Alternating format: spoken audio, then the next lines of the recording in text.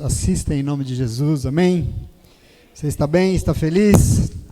Vamos colocar de pé, neste momento de partilhar a palavra de Deus. Uma das, sem dúvida, facetas mais importantes do ministério de Jesus foi o ensino, né? O ensino é fundamental, por isso o Evangelho sempre vem nos ensinar, e hoje é um dia assim que o Espírito Santo de Deus está professor. Queria que você estivesse bem atento, porque Ele quer nos ensinar algumas verdades que dizem respeito sobre nós, sobre esse momento que nós vivemos, sobre aquilo que Ele espera de nós que somos a comunidade do Cristo, em nome de Jesus, amém? E eu convido você então a aprender comigo em Lucas 3, e nós vamos ler dos versos 1 a 6, 1 a 6 de Lucas 3, texto que nós lemos todos os anos, neste momento, um texto já conhecido de vocês, mas que esse ano aprove o Senhor nos dá uma visão bem didática dele, assim, tá bom? Encontrou aí? 3? Verso 1 do capítulo 3 de Lucas diz assim, irmãos: no 15º ano do reinado de Tibério César, quando Pôncio Pilatos era governador da Judéia, Herodes, tetrarca da Galiléia, seu irmão Filipe, tetrarca da Itureia e Tracônites, Lisânias, tetrarca de Abilene, Anás e Caifás exerciam o sumo sacerdócio. Foi nesse ano que veio a palavra do Senhor a João, filho de Zacarias, no deserto. Ele percorreu toda a região próxima ao Jordão, pregando um batismo de arrependimento para o perdão dos pecados, como está escrito nos livros das palavras do profeta Isaías: voz do que clama no deserto, preparem o caminho para o Senhor, façam veredas retas para Ele. Todo o vale será aterrado, todas as montanhas e colinas niveladas, as estradas tortuosas serão endireitadas, e os caminhos acidentados aplanados, e toda a humanidade verá a salvação de Deus, amém? Você quer salvação aí na tua vida? Toma posse aí, porque Deus é bom, graças a Deus por isso, né? Mas nós estamos no nosso terceiro encontro de advento desse ano, né? A nossa terceira oportunidade de celebrar esse tempo de espera do que está por vir. O que é que está por vir? O nosso Salvador está por vir. E aí você fala, mas pastor, ele não vem sempre? Eu falo, vem sempre. E é porque ele vem sempre que esse período aqui é tão importante. É porque ele vem sempre que esse período serve para fortalecer dentro de mim, dentro de você, a importância que é ter o próprio Deus nos visitando. Você dá conta disso? O próprio Senhor que nos visita, que vem até nós, que nos alcança. Porque se a gente não celebra o advento, como já estamos sendo lembrados aqui há 3 encontros, nós podemos ficar desatentos, nós podemos ficar despercebidos, e a gente passa as suas visitas, e a gente corre o risco de não ser abençoado pelo cuidado dele, né? A gente tem que estar muito atento sempre. E também serve esse momento para a gente não receber essa oportunidade maravilhosa de qualquer jeito. É importante demais isso. Nós não podemos receber o Senhor no nosso meio, como você está fazendo aqui hoje, de qualquer maneira, meu irmão. São necessárias atitudes condizentes com a grandiosidade daquele que vem até nós em nome de Jesus, amém? Nós temos que entender quem somos nós neste momento, nesse desejo, que é aquilo que você já ouviu hoje, da grandiosa vontade de Deus para a nossa vida. Nos 2 primeiros encontros que nós tivemos aqui, nós já vimos que nós precisamos preparar aqui dentro, né, o nosso interior, nós precisamos preparar o nosso coração, e para isso nós vamos recebê-los cheios do Espírito Santo, cheios de alegria, cheios de fé, cheios de esperança, né? Você já meditou isso comigo aqui, nos 2 últimos encontros, mas Ele, que quer nos fazer viver um novo tempo, não merece menos do que isso. Isso é muito importante. A palavra de Deus hoje, eu quero chamar a tua atenção para algo novo que o Senhor quer nos ensinar, porque desde sempre ela diz isso. É sobre a necessidade de nós prepararmos um caminho para o Senhor caminhar entre nós. A palavra de Deus diz que Ele vem, sim, mas nós que somos o seu povo, nós temos o dever de preparar o caminho para que Ele venha trilhar entre nós. Essa é uma responsabilidade nossa e nós temos que tomar conta disso em nome de Jesus. Se Ele já preparou, já nós preparamos aqui dentro, agora nós precisamos preparar o nosso entorno. Nós precisamos preparar o mundo em que nós vivemos. A realidade que nos cerca, para que o Senhor venha e traga aquilo que Ele quer trazer. O que é que Ele quer trazer? Salvação sobre toda a terra. É para isso que Ele vem. Ele vem para salvar, em nome de Jesus. Amém? Você crê nisso? Ah, pastor, mas eu já sou salvo. Tudo bem, mas vem coisas sobre a tua vida todos os dias e você precisa de salvação. Você precisa de cuidado, você precisa de, como foi dito aqui hoje, você precisa desse amor, dessa atenção do Senhor o tempo todo sobre a tua vida, em nome de Jesus. Amém? E dentre os muitos lugares da Bíblia Sagrada, em que dizem que Deus não é qualquer Deus, que Ele não habita em qualquer lugar, e que também, para recebê-lo, nós precisamos preparar o mundo à nossa volta. Dentre os tantos lugares, nós lemos juntos hoje aqui sobre João Batista, né? Como todos os anos a gente faz. E eu sempre digo nessa época aqui, que João Batista é uma pessoa imprescindível para a gente celebrar o advento da forma devida. Por quê? Porque João representa exatamente esse período. Eu vou falar de João hoje aqui, é importante. Como você sabe, antes de Maria, você já leu comigo nos últimos 2 encontros, antes de Maria receber a visita do Espírito Santo e ficar grávida de Jesus, o mesmo anjo Gabriel veio sobre Zacarias e Isabel, um casal de idosos. Isabel era estéril, você lembra disso? Mas ela recebeu a visita que deu a ela a oportunidade, o privilégio de se tornar mãe daquele que precederia o ministério de Jesus. Nós estamos falando de João Batista.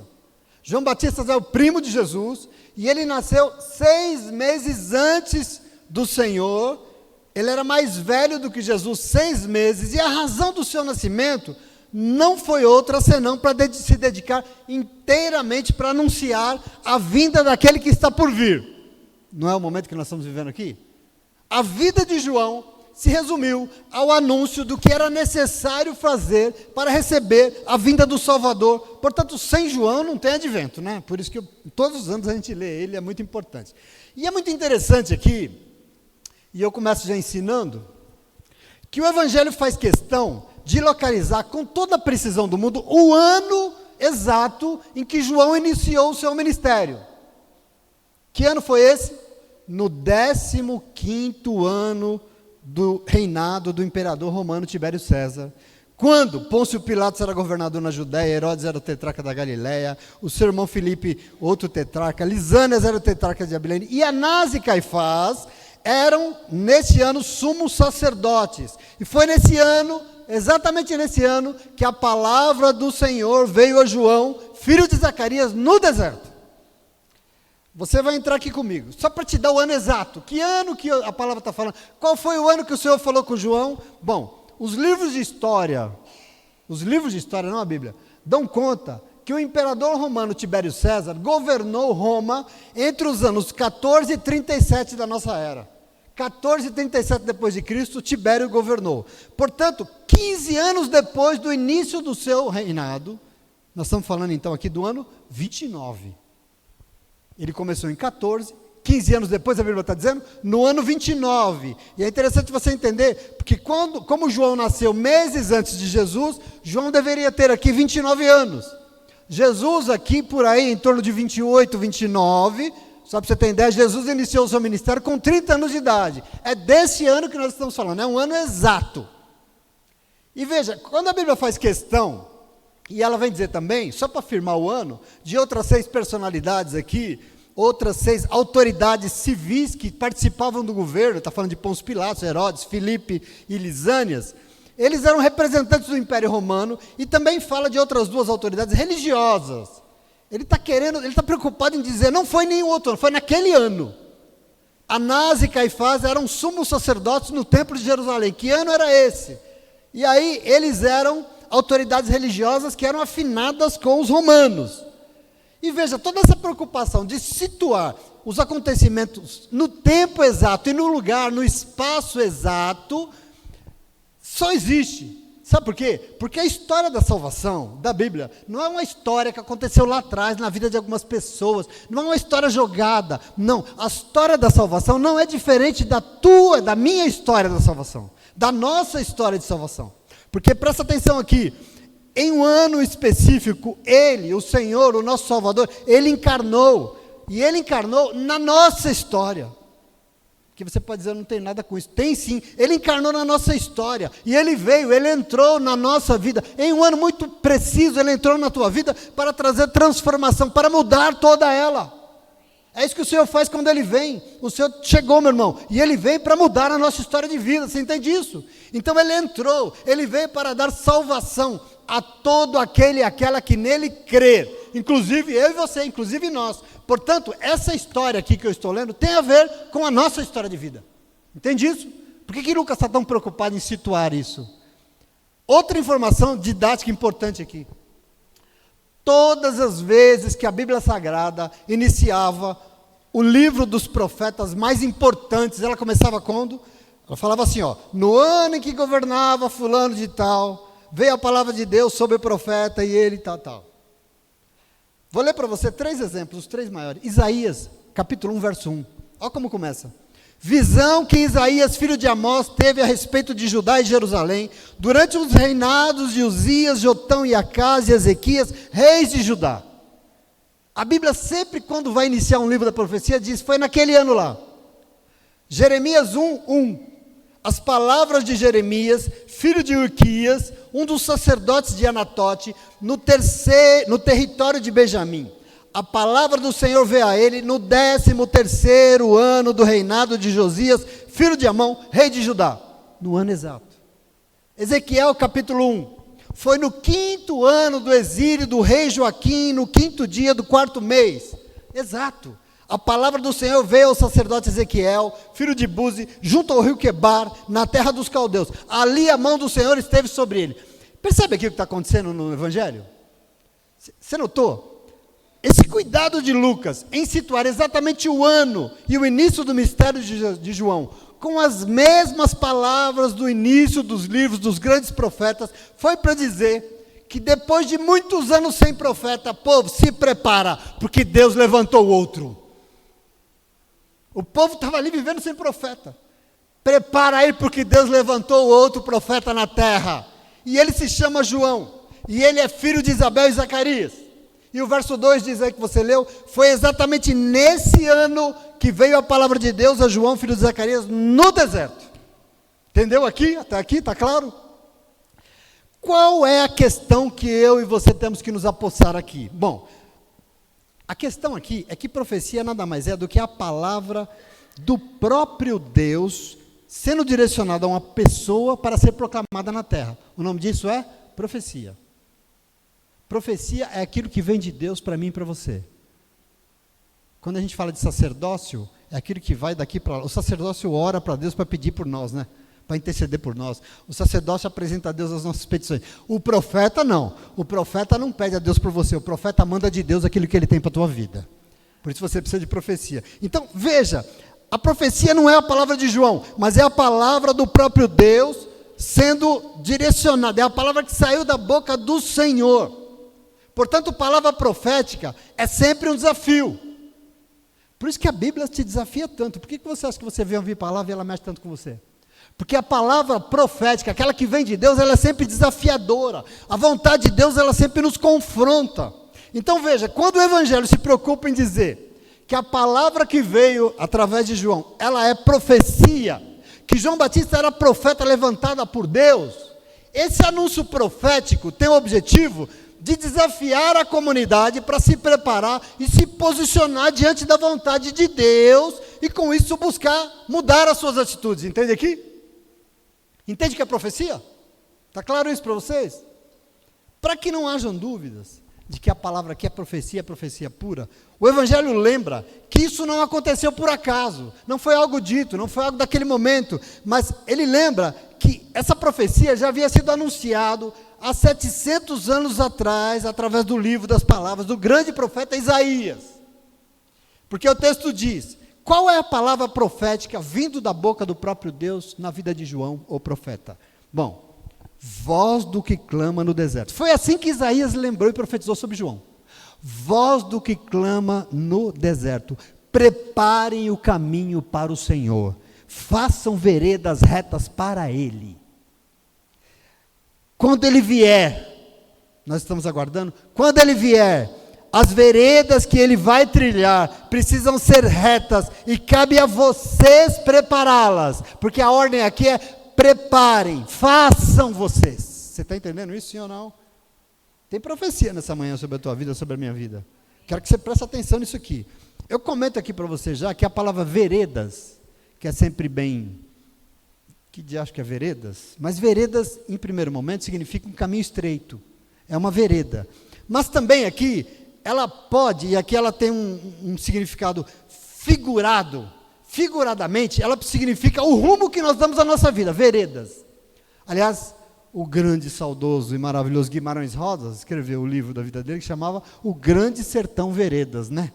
O Grande Sertão Veredas, nesse livro, ele fala desses caminhos estreitos, mas ele fala que veredas é o rumo que nós damos à nossa vida, e eu acho isso maravilhoso, porque neste momento, é como se Deus estivesse dizendo para o povo dele, preparem o rumo que vocês estão dando nas suas vidas, ele precisa ser reto, porque ele quer vir e quer caminhar com vocês.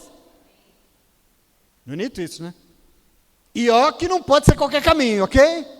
Isso é importante. Por isso que todo vale será aterrado e todas as montanhas e colinas niveladas. Vamos entender isso aqui em nome de Jesus. Por quê? A palavra profética que vem até nós, vem para quê? Para nos desafiar a quê? A preparar o caminho, para quê? Para que o Salvador venha e caminhe entre nós. Você quer isso?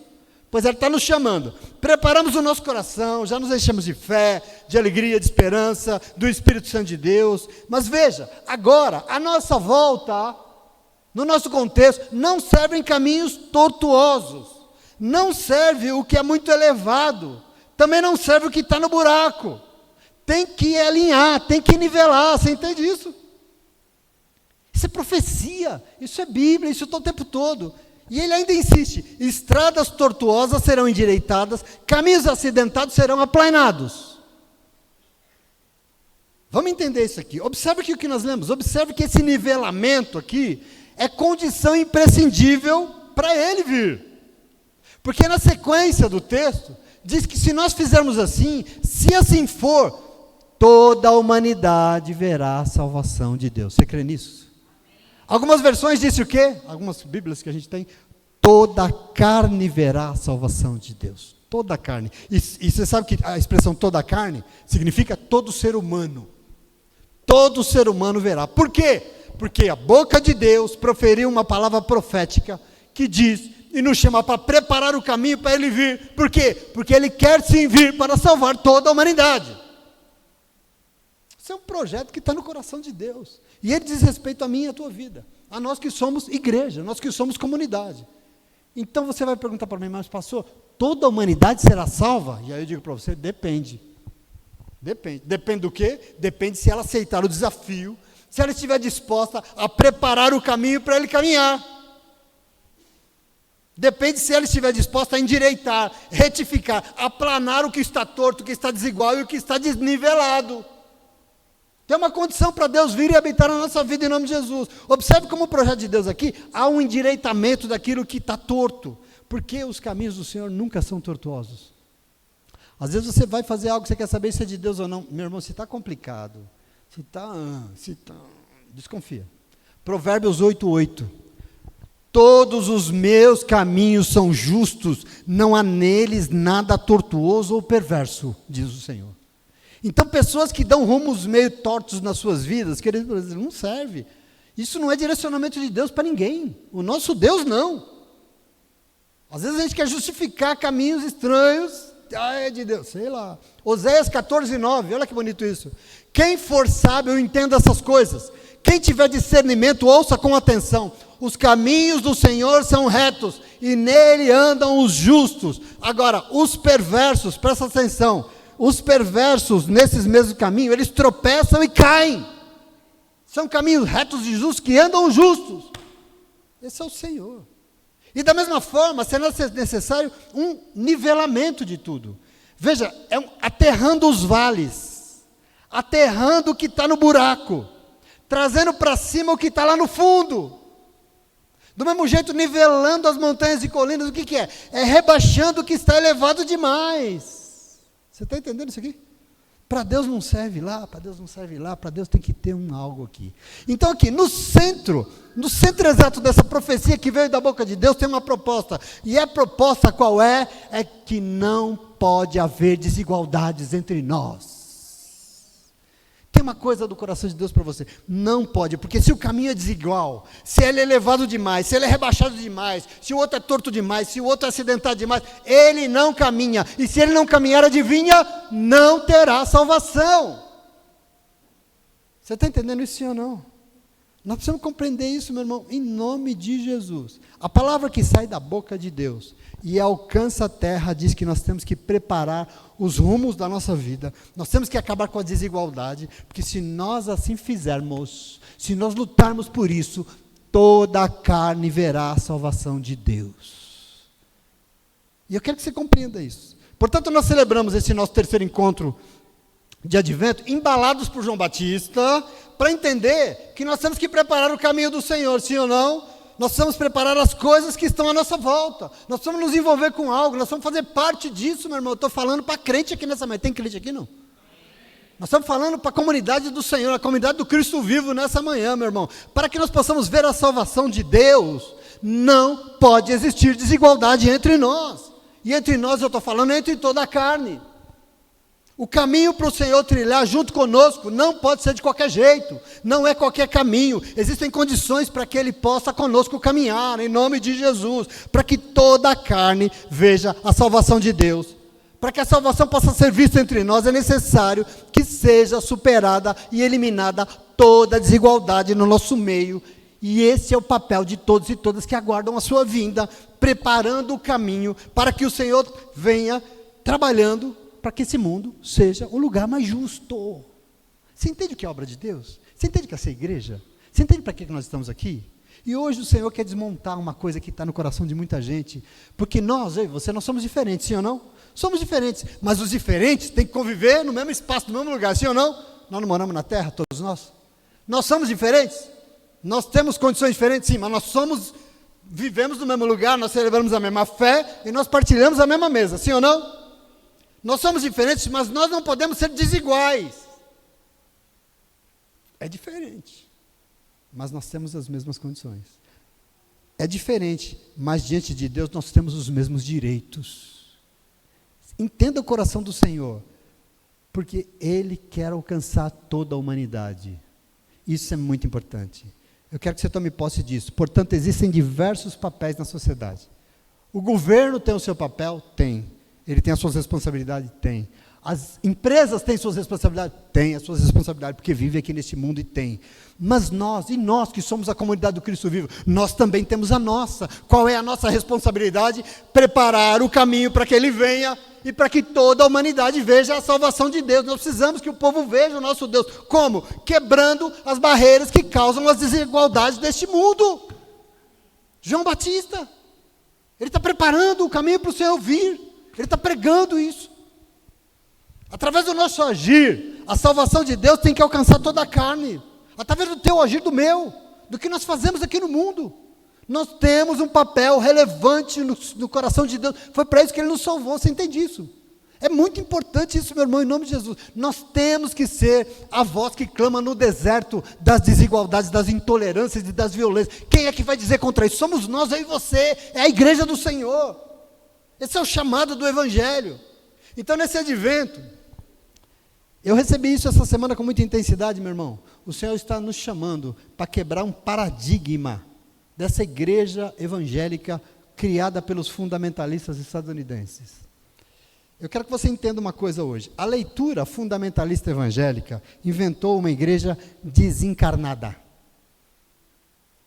Nós temos milhares de igrejas no Brasil. Mas a religião das pessoas, ela é desencarnada. Aliás, o Billy Graham que diga, né? Ele é o pai de tudo isso.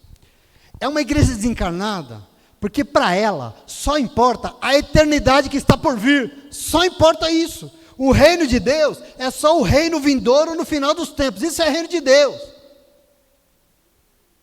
Aí você pergunta, mas e toda injustiça, e toda desigualdade, e toda fome, e todo mal que acontece nesse mundo aqui que é matéria? Bom, isso aí não é conosco. O nosso problema, o nosso reino é celestial. Isso aí não cabe, não temos nada com isso. Isso é igreja. Nós não temos nada com isso. É uma igreja que se diz somente preocupada em salvar almas. Você já viu isso? Ah, Senhor, nós estamos aqui para salvar almas. Mas, querido, corpo não importa. Por que corpo não importa? É só alma. Porque corpo é carne.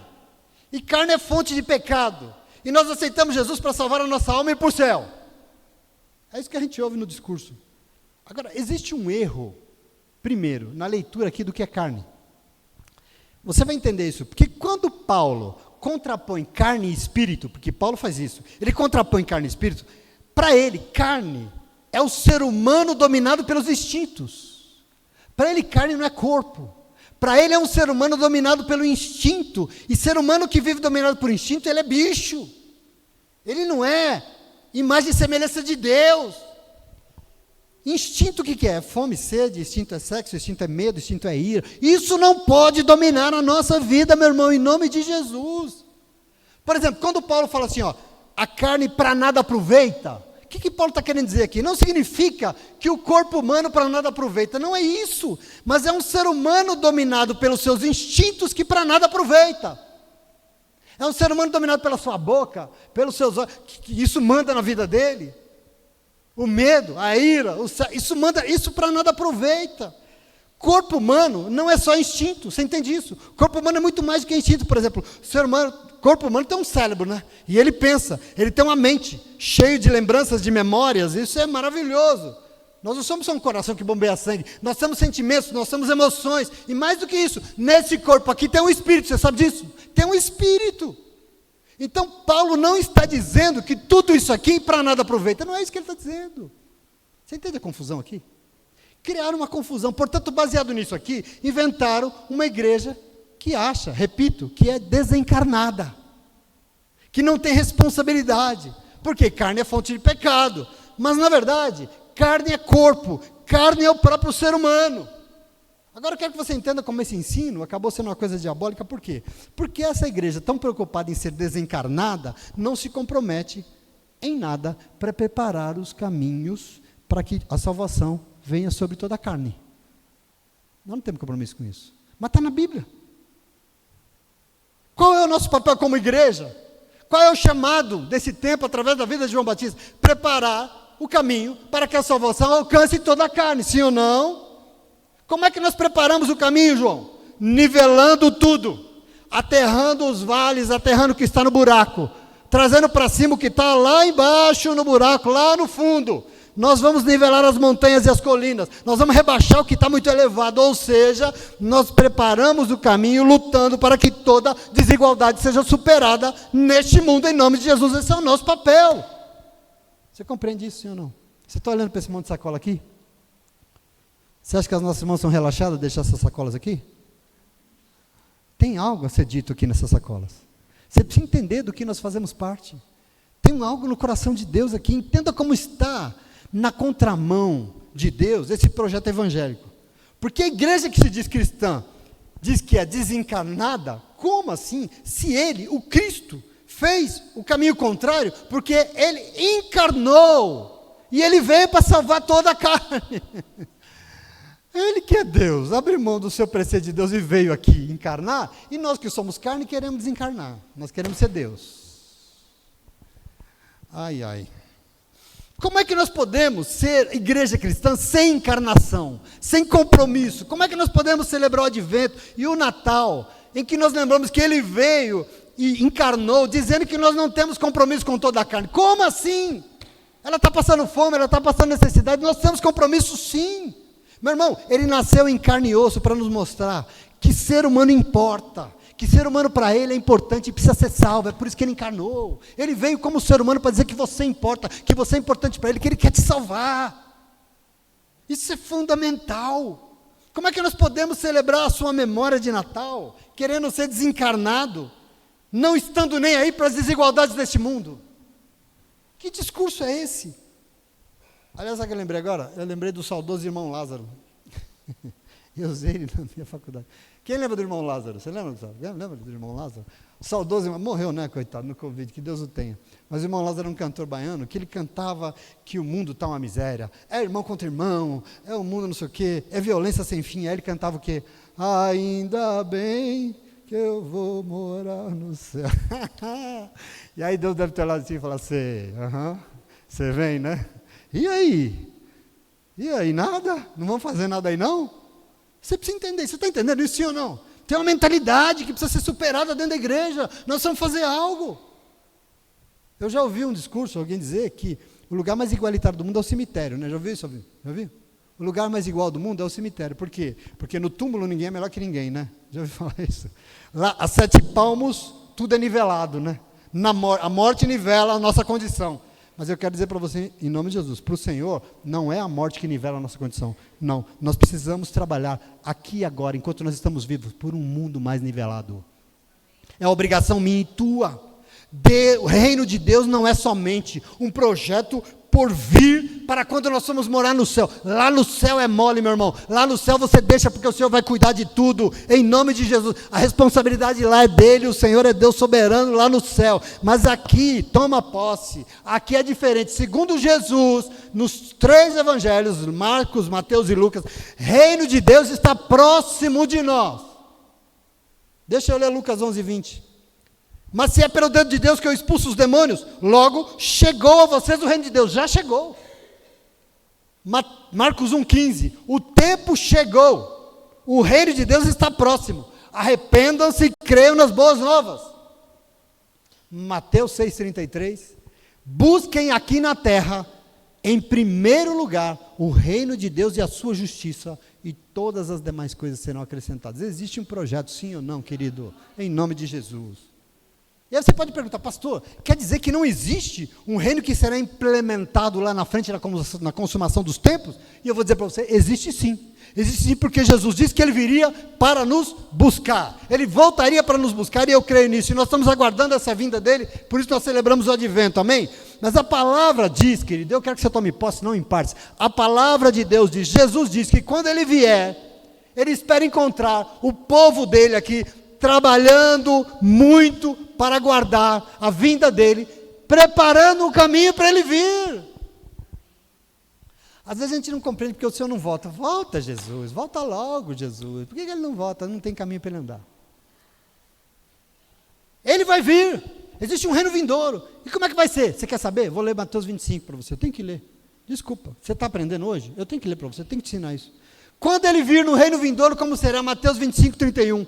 Quando o Filho do Homem vier em sua glória, com todos os anjos, assentar-se-á no seu trono na glória celestial. Todas as nações serão reunidas diante dele, e ele separará umas das outras, como o pastor separa ovelha de bode. Ele colocará as ovelhas à sua direita e os bodes à sua esquerda. Então o rei dirá aos que tiverem à sua direita: venham, benditos do meu Pai, recebam como herança o reino que lhes foi preparado desde a criação do mundo. Por quê? Porque eu tive fome e vocês me deram de comer. Eu tive sede e vocês me deram de beber. Eu fui estrangeiro, vocês me acolheram. Necessitei de roupas, vocês me vestiram. Estive enfermo, vocês cuidaram de mim. Fui preso e vocês me visitaram. E os justos dirão: mas Senhor, quando é que nós fizemos tudo isso com o Senhor? E o rei responderá: digo-lhes a verdade, quando vocês fizerem a algum dos meus menores irmãos, foi a mim que vocês fizeram. Tem um reino para ser implantado? Tem. Ele vai vir? Vai. E ele quer o que quando ele chegar? O que ele vai fazer? Ele vai olhar aquilo que nós fizemos aqui agora, meu irmão, em nome de Jesus. Então eu quero que você entenda isso hoje, porque isso diz respeito à tua salvação. No coração de Deus, tem sim um reino vindouro, que Jesus voltará, e advento aguarda essa volta de Jesus também. Entretanto, quando ele voltar, ele espera que o seu reino já esteja sendo implantado aqui na terra, aqui agora. Por isso, as parábolas de Jesus dizem: fiquem vigilantes, se preparem, fiquem aí, trabalhem com afinco. Tantas parábolas, as virgens, lembra daquilo? É o reino do já e do ainda não. Vai acontecer? Ainda não, mas tem que ser já também. Os fundamentalistas querem o ainda não, mas Jesus quer que seja também já, agora, aqui agora. Isso é preparar o caminho, você entende isso? E o interessante aqui é que João, aliás, Jesus usou essa palavra, Paulo usou essa palavra, o primo dele, João, também usou essa palavra, e a palavra aqui o chamado aqui é um arrependimento. E a palavra grega aqui é metanoia, né? Metanous, meta é mudança, nous é mente. Então, metanoia é uma mudança não só de comportamento, mas na maneira de pensar. Isso tem que mudar. Por isso nós estamos sendo desafiados. Por isso esse ensino aqui é tão importante. Metanoien, não é somente mudar o modo de pensar e ficar lá pensando. Não é isso não. Tanto que o mesmo termo foi usado para traduzir a palavra hebraica shuv, ou shub, que significa tem que inverter a direção, tem que voltar lá atrás e recomeçar, mas agora tomando outra atitude. Esse é um chamado de Deus. Por isso que João chamava, arrependam-se, volta para trás e começa de novo e façam diferente agora. E João era uma moleza, era a profecia que todo mundo quer ouvir na igreja de hoje. Raça de víboras, o que vocês estão fazendo aqui? Pregar assim, não sobra um, né, Marquinhos? O chamado é para a gente mudar a maneira como a gente pensa, os caminhos que servem para Deus trilhar. Se nós precisamos mudar, o que nós temos que ter? Atitudes para preparar esse caminho. Nós temos que tomar atitude, os caminhos precisam ser aplainados. Você entende isso, sim ou não? E eu digo isso porque, em um mundo de uma minoria, somente alguns andam lá em cima, no topo, nas coberturas, e milhares lá embaixo, pisados, marginalizados, esquecidos, passando fome, não tem um teto, não tem uma terra, não tem dignidade, não tem cidadania. Eu queria perguntar para você, isso é caminho? Isso agrada ao Senhor? Meu irmão, esse mundo, minha irmã, precisa de conversão. Não é que uns vão ter mais que o outro, lógico que uns vão ter mais que o outro. É normal, precisa, porque o mundo não é diferente. Mas, querido, existe um nível de igualdade, de condições de direito, que Deus espera ver isso no mundo para vir caminhar entre nós. A parte dele ele fez, sim ou não? Ele veio, ele nos ensinou, ele salvou, e agora ele espera. João mergulhava as pessoas nas águas do Rio Jordão para batizar, porque batismo é símbolo de um novo nascimento. Das águas sai um novo tipo de ser humano, é uma criatura diferente para habitar um novo mundo de Deus. Quando você se batizou, você desceu as águas e saiu de lá para ser um novo tipo de ser humano. E quando você se tornou um novo tipo de ser humano, você ajudou a construir um novo tipo de mundo para você morar. É um mundo diferente em que você vai lá e se envolve e constrói uma coisa diferente que agrada ao Senhor. Então veja, enquanto nós aqui estivermos, e a gente estiver focado nesse discurso de que nós não temos nada com isso, enquanto a igreja estiver dizendo que esse negócio de entregar cesta básica para criança faminta é assistencialismo, sim ou não? Enquanto esse mundo estiver dizendo que Bolsa Família é para alimentar vagabundo, lógico que tem gente que é vagabundo nesse mundo que não quer trabalhar, mas é todo mundo? Hã? E a gente fica com esse discursinho, desculpa, o caminho não está preparado para ele vir. Não está. Eu chamo todas essa semana eu vi uma notícia interessante. Você sabe que o mundo atingiu, isso é interessante, um recorde de bilionários. Olha isso, que coisa legal. 2.900 pessoas detêm a bagatela de 15 bilhões e 800 milhões de dólares. Olha isso. É dinheiro, né? Fala sério. Nós estamos falando de mais de 5 bilhões de dólares por pessoa dessas. Mais de 25 bilhões de reais na mão de uma pessoa. E aí ter dinheiro é bom, não é? Quem é que não quer ter dinheiro? Você quer ter dinheiro? Eu também quero. É importante. Querido, é bom, eu preciso. Mas esses números, sabe o que indicam? Que o caminho não está preparado. Por que o caminho não está preparado? Por quê? Porque se na mão de tem poucos, tem tanto, com certeza na mão de tantos não vai ter o necessário para viver. Desculpa, eu tenho que dizer isso. O pastor agora virou comunista, não é isso, é evangelho. É uma justiça que é do reino, onde nós não podemos viver com desigualdades. Aqui neste lugar, se tem alguém passando necessidade, eu abdico o meu posto de pastor. Nós temos que cuidar de quem passa por necessidade, aqui dentro e lá fora. Você entende isso, sim ou não? Onde está o Espírito Santo de Deus, ninguém passa fome. Ninguém sente necessidade de abraço, de carinho, de amor, de palavra, de afeto, de nada, de espírito, porque esse é o Espírito que vem sobre toda a carne. Não é um compromisso de vida nosso, é por isso que nós fazemos o que nós fazemos, é por isso que a missão existe, é por isso que nós estamos aqui em nome de Jesus. Ah, mas eu não vim aqui para Deus resolver aquele problema para mim. Veio, e Ele vai resolver. Vai, para quê? Para você ficar lá de bom, não. Para que você se levante e acabe com as desigualdades desse mundo, junto com o povo de Deus, de mãos dadas, fazendo a obra de Deus. Percebe aqui o projeto que está no coração do Senhor?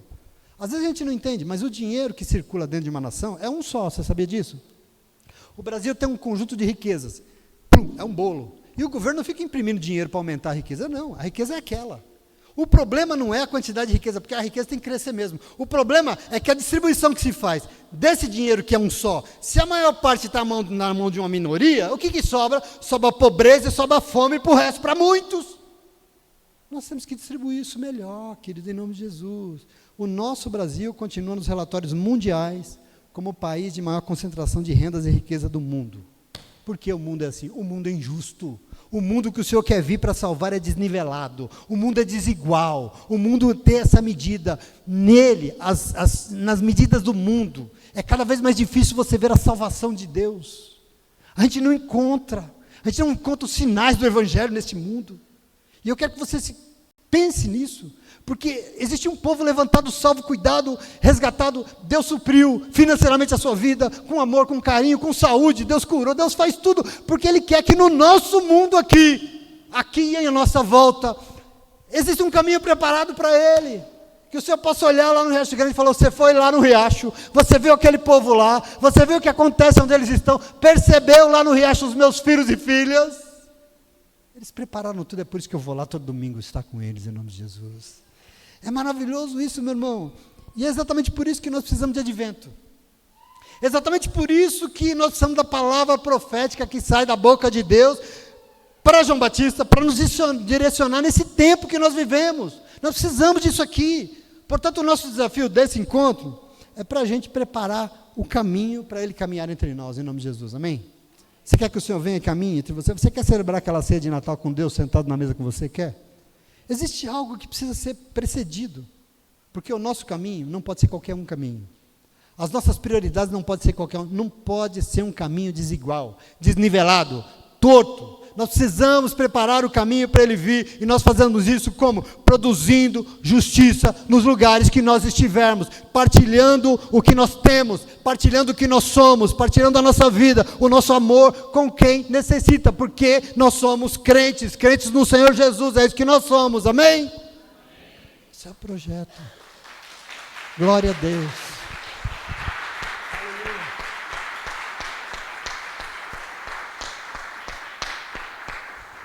E não se preocupe, porque eu não sou comunista e não vou ser, não quero ser. Mas eu quero que você entenda isso aqui, meu irmão. Se chama reino de Deus, a sua justiça. E eu particularmente, a minha oração, eu pretendo que em todos os dias, em todos os minutos e segundos da sua vida, em todos os anos, o Senhor venha e encontre lugar onde você estiver. Ele encontre lugar na tua casa, Ele encontre lugar no teu coração, Ele encontre lugar no teu trabalho, Ele encontre lugar na tua igreja. É isso que eu oro, Senhor, amém? E só para você não entender que eu não estou louco, só para você compreender porque esse momento do Evangelho é esse, na sequência que nós lemos, João Batista veio com todo o amor do mundo, chamando o povo de raça de víbora, desafiou grande as pessoas para a profecia que Deus estava mandando. Ele desafiou forte as pessoas, e ele disse que o povo tinha que estar atento, porque senão a coisa ia dar ruim, e aí todo mundo se desesperou. Verso 10, o que nós temos que fazer então, João? Como é que nós preparamos o caminho, João? Verso 11. Quem tem 2 túnicas, reparta com quem não tem nenhuma. Prepare o caminho. Quem tem comida, reparta com quem não tem. Sabe onde está escrito isso? Lucas 3 na tua Bíblia. Alguns publicanos também vieram para serem batizados e perguntaram, mestre, o que eu tenho que fazer? O que nós devemos fazer? E a resposta, não cobrem nada além do que lhes foi estipulado na lei. Alguns soldados lhe perguntaram, e nós o que temos que fazer? Ele respondeu, não pratiquem extorsão, não sejam corruptos, não acusem ninguém falsamente, contentem-se com os seus salários, ou seja, nivelem as coisas, vocês não são melhores do que ninguém, vocês não são piores do que ninguém, façam justiça, acabem com as desigualdades deste mundo. É um projeto de Deus para a sua igreja. Tem igreja do Senhor aqui nessa manhã? Você toma posse disso em nome de Jesus? Portanto, meu irmão, minha irmã, nessa manhã de advento, o Espírito Santo de Deus está aqui quebrando uns paradigmas no coração do povo de Deus. Nós temos que construir um novo tempo, porque nós construímos um negócio que descaracterizou isso que a gente entende como evangélico. Nós construímos um tempo de gente que não está nem aí com a vida de ninguém. É cada um no seu cantinho, cuidando do seu probleminha, é tudo muito bonitinho. É tudo na caixinha. Mas, querido, cadê o Espírito Santo de Deus? Cadê o Espírito que levanta o povo, que sacode a estrutura, que faz o cara chorar sem sentir dor? Cadê o Espírito que faz você se levantar e ir lá se importar com o outro? Cadê o Espírito que nos levanta para fazer justiça na terra? Cadê? Então entenda, para Ele, eu e você somos o povo que não espera a vinda dele sentado. Não, nós não esperamos sentado esperando que Jesus venha e Ele vai nos levar para o céu. Não é só isso. Ele vai nos levar para o céu? Lógico que vai. Ele quer? Lógico que quer. Ele quer salvar? É o que Ele mais quer. Mas Ele precisa levar mesmo, e para isso tem que ter atitudes. Nós esperamos sim, mas nós esperamos, o advento está celebrando, de pé, vigiando, prontos, fazendo o mesmo que João fez. O quê? Nos levantando e preparando o caminho para o Senhor ter prazer em caminhar no nosso meio, amém? Porque aqui neste lugar, nós vamos ter compromisso com a justiça do reino de Deus. Você entende isso? Você aceita comigo? Aqui neste lugar, nós vamos nos levantar sempre e trabalhar para dar fim às desigualdades que assolam esse mundo. Nós temos compromisso com Jesus Cristo, com o que Ele fez, com o reino que Ele veio implantar. Esse mundo que só sabe produzir injustiça, é fome que mata, é dor de quem não tem ninguém por Ele. Mas veja, o Senhor vai vir, e quando Ele chegar, Ele vai se alegrar muito com o que Ele vai encontrar aqui neste lugar. Eu creio nisso, essa é a minha oração. E sabe o que Ele vai dizer? Eu já estou encerrando. Sabe o que Ele vai dizer? Venham benditos e benditas do meu Pai, venham e recebam como herança o reino que foi preparado desde a criação do mundo e que está sendo implantado no meio de vocês. Venham para a glória celestial do nosso Deus em nome de Jesus, amém? Você entende isso, sim ou não? Hein? A explicação foi boa? Você entendeu o projeto? Jesus está vindo, pastor, mas Ele vem todo ano, mas você entende o que Ele quer esperar? Ele espera encontrar no nosso meio?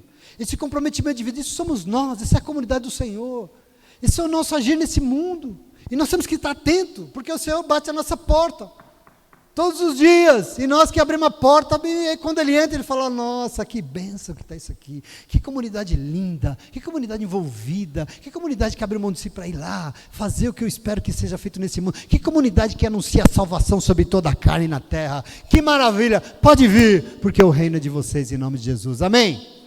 Você toma posse? Recebe, você quer? Essa é a minha oração por você, por todos nós, em nome de Jesus, amém. Amém e amém. Muito obrigado. Deus abençoe a sua vida. Vamos adorar o Senhor. Glória a Deus. Fica de pé. Glorifique e exalte o nome do teu Deus. Aleluia. Vamos adorá-lo. Vamos glorificar o nome dele. Glória a Deus. Quem é esse que vem nos abraçando? Quem é esse que vem nos constrangendo com o olhar? Ele é tão sábio, ensina em amor. Ele é tão manso, cuida dos corações. Quem é esse que vem nos abraçando? Quem é esse que vem nos constrangendo com o olhar? Ele é tão sábio, ensina em amor. Ele é tão manso, cuida dos corações. Entrou em casa, Ele está à mesa, Ele nos observa, sabe que o desejamos, e ao partir o pão, os nossos olhos se abrem e reconhecemos ao som da tua voz, os nossos corações queimam de amor, queimam de amor, e a partir do pão, Os nossos olhos se abrem e reconhecemos quem tu és. ao som da tua voz, os nossos corações queimam de amor, queimam de amor. preparamos a casa, perfumamos ela toda, nós preparamos a mesa.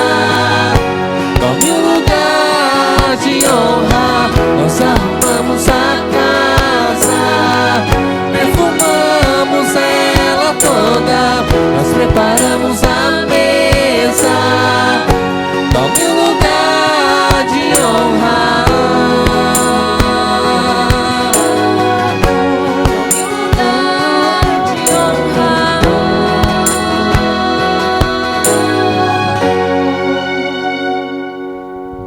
Senhor nosso Deus, nós oramos neste momento, meu Deus, e eu quero orar pela tua igreja, eu quero orar pelo teu filho, pela tua filha, por aquilo que ele precisa, que ela precisa, pelo essencial, e o essencial é a presença do teu Espírito. Senhor Deus, nós sabemos que onde habita o teu Espírito tudo é possível, tudo será possível, Senhor. Nós sabemos que onde habita o teu Espírito curas são vistas, milagres acontecem, transformações de histórias de vida são possíveis com a habitação do teu Espírito. E eu quero orar, porque eu sei que esse Espírito nos visita nesta manhã, Pai. Um Espírito preocupado em nos ensinar o mais básico do princípio para que nós possamos receber em nosso meio a tua presença, para que a salvação seja vista em nossa vida efetivamente, para que a tua vinda signifique uma transformação inteira de vida, completa de vida, do interior, da existência, do ser, da história, do mundo, a transformação do ambiente, a transformação total que significa a salvação, uma cura plena, inteira. Eu sei que é isso que o Senhor tem para o teu filho, para a tua filha. Por isso eu oro, para que esse Espírito seja uma realidade na vida desta igreja, desta comunidade, hoje, agora e para todos sempre. Que quando eles saírem daqui, Senhor, eles carreguem esse Espírito consigo. Um Espírito de ânimo, de disposição, mas sobretudo um Espírito que nos chama ao compromisso de vida, ao compromisso que temos nós como homens e mulheres encontrados, cuidados, resgatados, salvos e salvas para a glória do nome do Senhor. Esse povo que foi salvo, Senhor, para que o teu nome seja grande na terra. Que esse Espírito possa usar esta igreja lá fora onde ela estiver, Pai. Usar a vida do teu filho e da tua filha como uma ferramenta. E nós seremos resgatados, nós seremos curados, para que nossa vida seja um testemunho no mundo, Pai, de que onde o Senhor chega, toda doença é sarada, é curada. Que toda doença do desespero, da desigualdade, das injustiças serão curadas. O Senhor que cura o nosso interior, o Senhor cura do lado de fora. O Senhor cura aqueles que nós amamos, o Senhor cura a nossa família. O Senhor cura, Senhor, aqueles que nós oramos. O Senhor cura o mundo à nossa volta. E a minha oração é para que esse Espírito venha sobre esta comunidade. Desperte esta igreja para viver o Evangelho, para viver a boa nova, para tomar posse desse tempo que o Senhor veio e continua vindo e virá, para recebê-lo de forma devida, saindo dos seus lugares e se envolvendo com o que o Senhor quer fazer, meu Pai. Obrigado por esta honra desta manhã. Obrigado por recebermos a Tua palavra, Pai. Ela é Tua. Que essa palavra não seja de ninguém, Pai, não seja de nenhum pastor, de nenhum profeta, mas que seja a Tua palavra para as nossas vidas. Obrigado pelo Evangelho, obrigado, Jesus Cristo, pela Tua vida, pelo Teu testemunho, pelo Teu ensino. E nós oramos ao Senhor, sabendo que na Tua vontade está a nossa plenitude, na Tua vontade está a nossa cura, na Tua vontade está a nossa salvação. E nós te agradecemos por isso, pela Tua vontade derramada sobre nós. Obrigado, Senhor. Ouvimos aqui hoje que do Senhor é o querer e o realizar, e nós tomamos posse disso. Sabemos que precisamos do Senhor para nos ajudar. Quando sairmos daqui, nos ajuda, Espírito de Deus, nos dê ânimo, nos faça levantar com vontade de viver, nos faça levantar com propósito vital de encarar a vida que o Senhor planejou para todos nós. Ajuda-nos, Senhor, porque em Ti nós confiamos. E em Tuas mãos nós entregamos o nosso ser, o nosso estar, a nossa disposição, tudo que somos, tudo que temos, entregamos em tuas mãos, para que o teu nome seja grande no mundo. E fazemos isso no nome do Pai, do Filho e do Espírito de Deus. Fazemos isso em nome de Jesus. Em nome de Jesus nós oramos com gratidão. Amém. Que assim seja, para a glória do teu nome. Amém e amém.